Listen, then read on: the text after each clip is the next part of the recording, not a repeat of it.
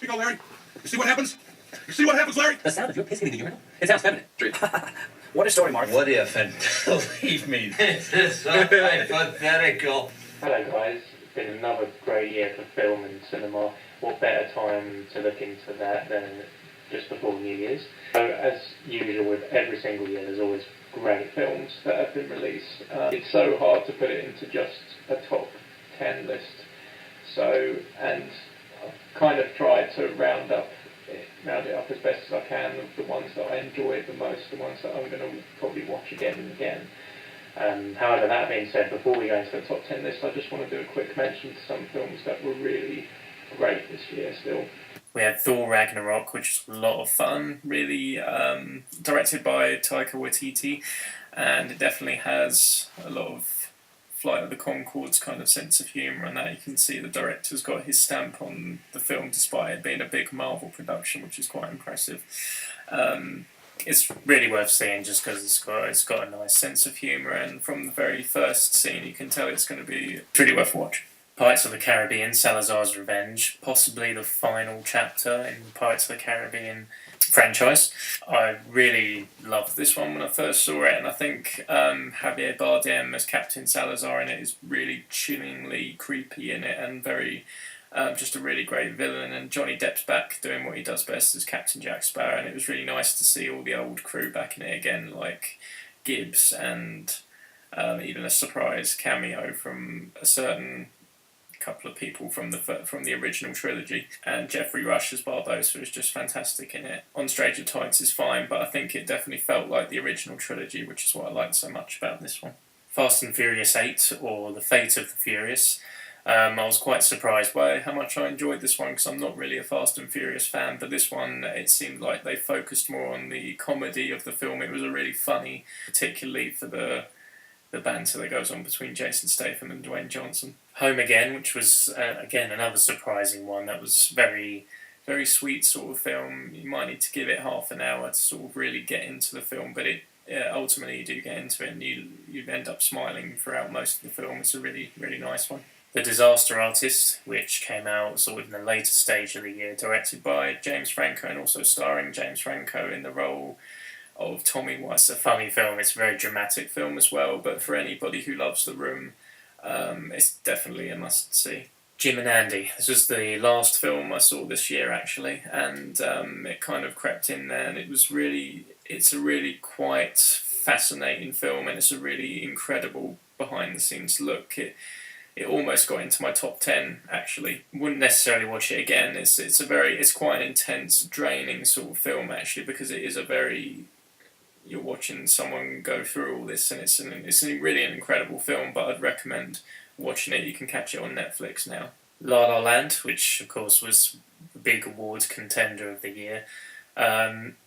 Slightly overrated in the fact that it has been praised with a lot of 5-star reviews, and to be honest, average after all those reviews, but nevertheless it's still, I think it's still a really good film. It's really lovely in places and beautifully filmed and very well acted, and it's worth seeing still, definitely, but just don't expect a huge amount and you'll come out of it feeling good. Cult of Chucky. This is the recent Chucky film that was released, and I have to say it didn't disappoint too much. It's definitely, I still think the best Chucky film is Bride of Chucky, and followed by Seed of Chucky. I think those two are great Chucky films. And Curse of Chucky was a nice return to form. I do think it's definitely not the best Chucky film, but it's worth a watch for any fan, and it provides many laughs and good shocks along the way. Justice League, which came out this year, and again was another big surprise this year. I enjoyed it much more than I thought I would.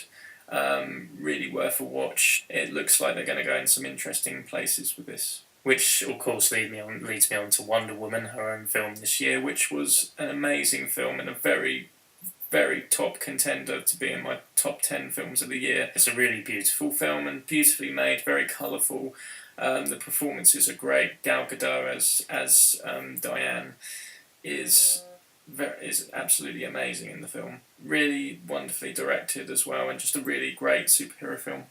Murder on the Orient Express, again one of the later films of the year, directed by Kenneth Branagh and starring him in the role as Hercule Poirot.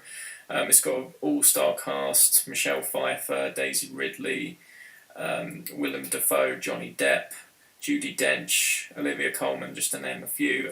It's a really, so you can tell it's just going to be superbly acted, and it's really wonderfully acted. And for anyone who isn't aware of the Orient Express story, they will go in and it will be a continuous mystery. For anyone who does know the story, you kind of know how it's going to pan out, but I still think it offers a nice fresh take on the story. Spider-Man Homecoming, it is a shame that they didn't carry on with the promising ending of Amazing Spider-Man 2 and made that into another film, but it looks like it's going in a very promising direction with this revamped Spider-Man, and it was a very refreshing take. This is a really good sign for the future of Spider-Man films. Creep 2, again, this is one of the sort of later ones. It's only just come out on Netflix, so you can watch that on Netflix now.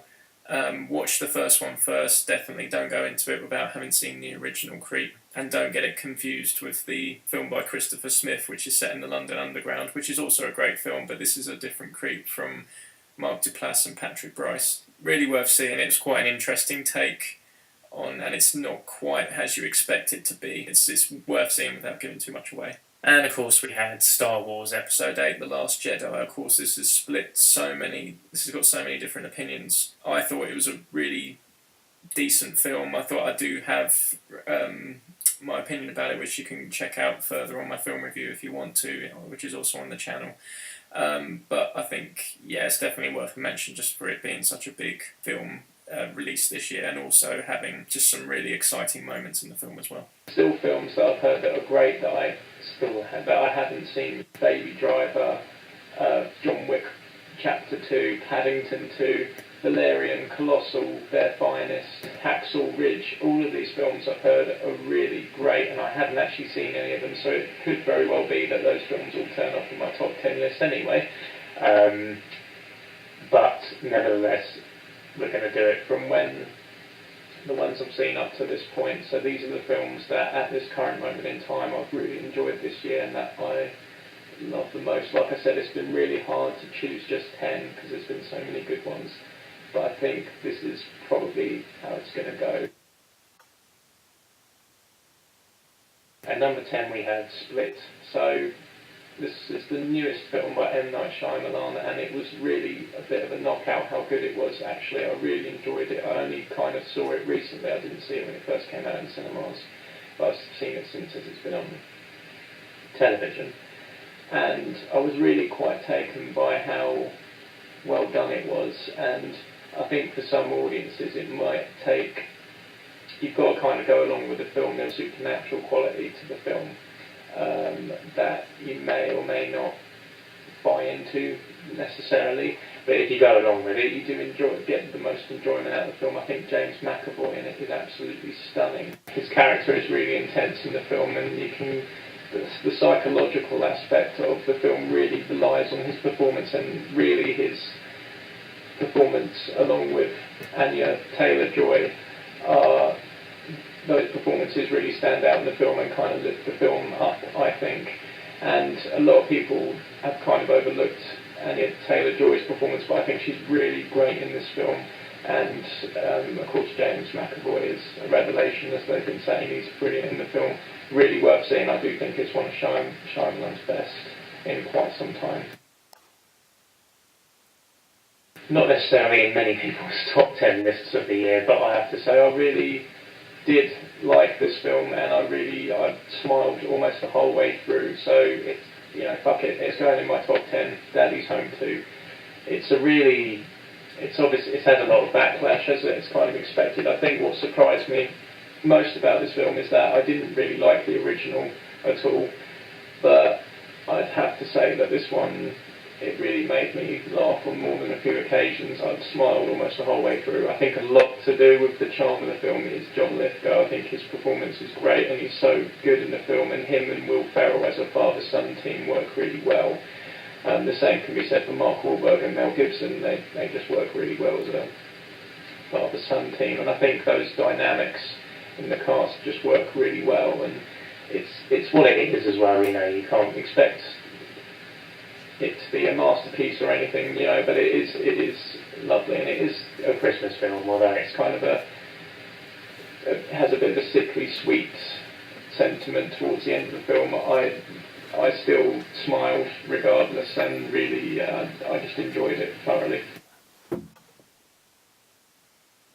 But I think Logan was really the gritty, dark film that Marvel needed this year, and it was really, it's what every Wolverine fan's been asking for. You know, it's really gritty, it's bloody, it's also packed with emotion as well. Like, it's a really quite emotional film, and you do feel the punches in the film. It's really visceral feeling, raw film.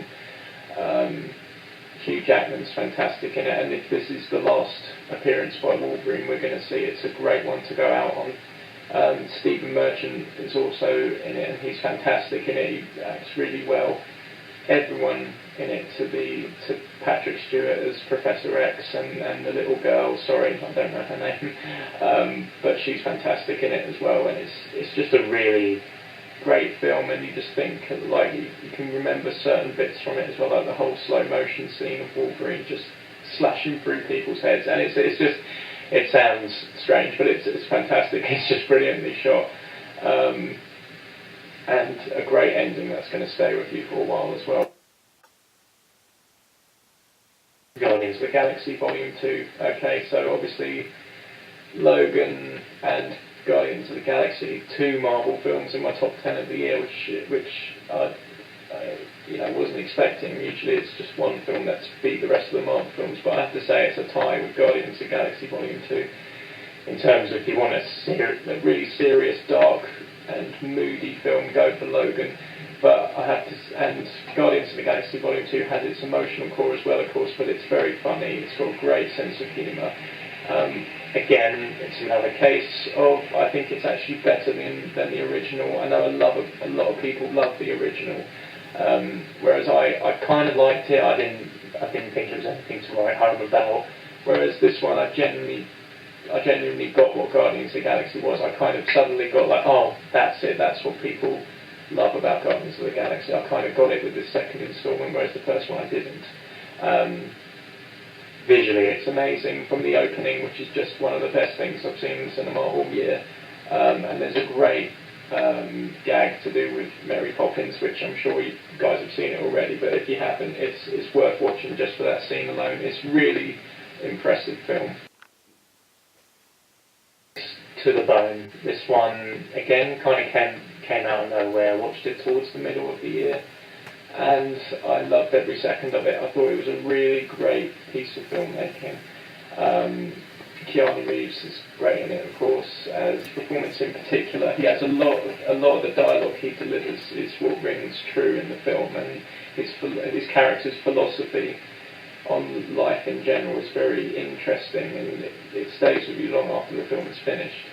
Lily Collins is absolutely mesmerising in it as well. She's really, really perfectly cast in it, and the subject matter's it can be very challenging, but it's done in a very real and very affectionate way, and it's addressing what the issues about anorexia are, while also having this empathy and understanding of it, and you get a sense that the filmmakers really understand what they're talking about, which is really obviously key to any authenticity. And it really works very well to the bone. It's on Netflix. It's a Netflix original film, so you can just watch it on there anytime, and I'd really recommend, out of any of the films on Netflix, I'd really recommend this one out of all of them. So this one, of course, everyone's going to have seen it advertised. It was really well advertised, and although, again, I went to see this actually, funny enough, in Bulgaria, of all places, and went to see it with my friend Zori, who is a massive Stephen King fan, has read all the books, loves them. She was really disappointed with the film because it didn't stay completely true with the book. I have never read the book myself. I'm interested to read it now.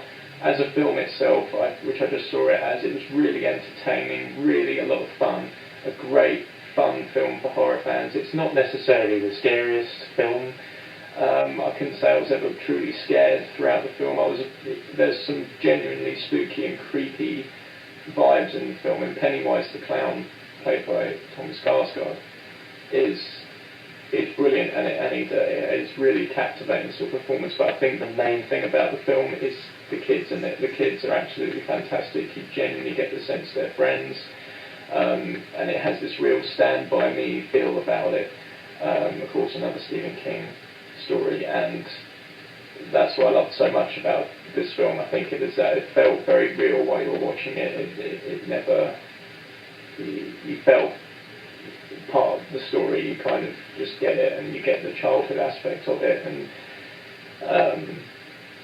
it's also got the great entertainment value of Pennywise in it, who's just a great villain.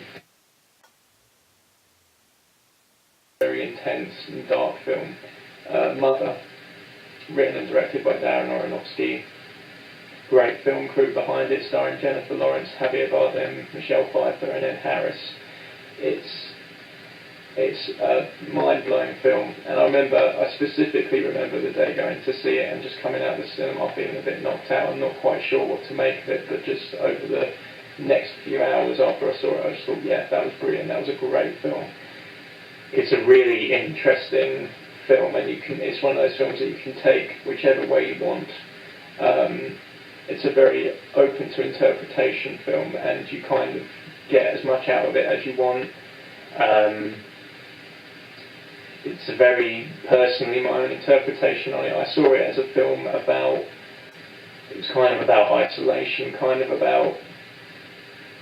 it was also about dedication, though. Jennifer Lawrence's character in it is dedicated to her husband, and she just wants to create a life with him, create this beautiful home and start a family, and no matter what, with anything that she tries, there's always a distraction, there's always something invading her personal space, and it really, I kind of saw it as a home invasion film. It was really just very, while you're watching it, it's a very claustrophobic feeling film. It's not number one because it is that dark and that oppressive of a film that it's not necessarily one that fills you full of delightful joys. There is a scene towards the end of the film that is ridiculously, almost over the top brutal, and it is disturbing, and it does stay with you. But the character of Jennifer Lawrence playing Mother in the film just runs throughout, and you completely go along with her in her journey. And it's a very, very bizarre film on first watch. I think with more viewings it's going to get, you're going to get more out of it on repeated viewings. But it's definitely one of those films that it took me by surprise again, and which is always the best kind of film, really. And it's a fantastic film. It's a fantastic film. And number 3, Dunkirk. So this was, of course, Christopher Nolan's recent film. I think it's probably the most excited I've been about a Christopher Nolan film for a while.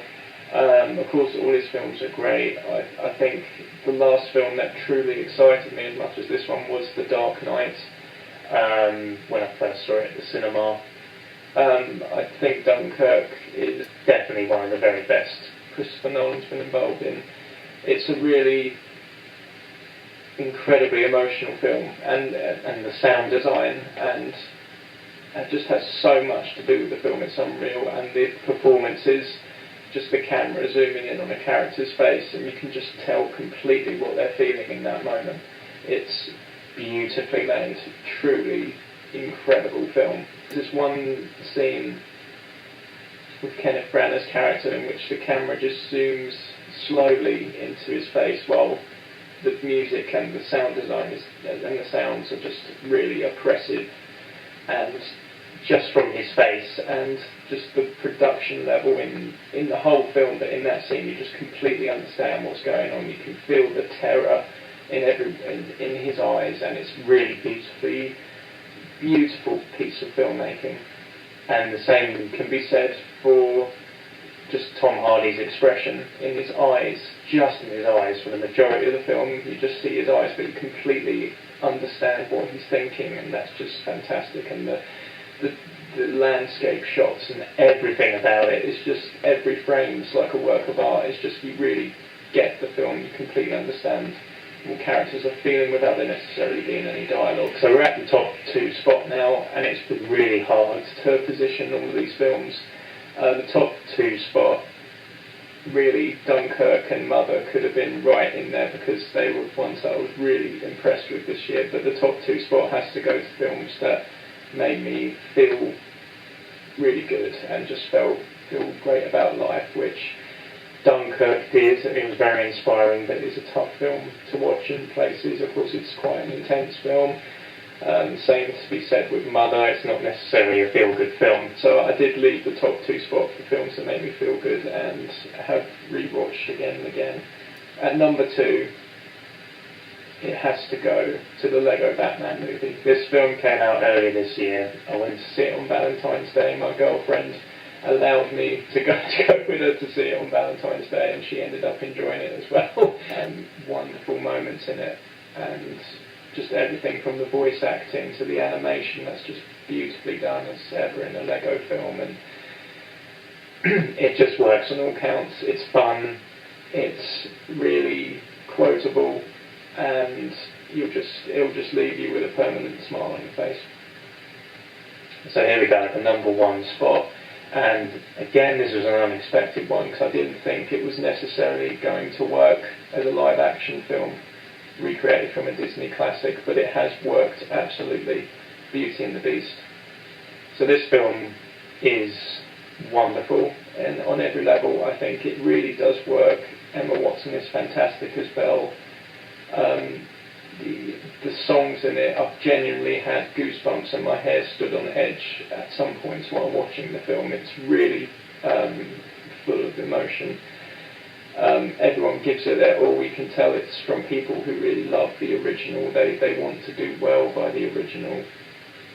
And although remaking something is a strange choice for someone who loves the original to do, it works in this case. It's almost deserved a live action remake for some reason. It felt right, and it felt like it's a lovely companion piece to the animated classic. I really loved it, seeing it on the biggest screen you can imaginable and just sing aloud to the songs. It's a really wonderful film, and it's one that everybody can enjoy, and anyone of any age. And I'd really just recommend watching it again and again, and it's going to become a family favourite, I think. So that was my top 10 of 2017. What were your favourite films of the year? Is there any films I've missed out that I should have seen that you really loved and you think are the best film of the year? Let me know, because I love films. This is why I do these videos, just to express my gratitude and love for those films. So yeah, let us know what your favourite films are. Thank you so much for watching, and Happy New Year.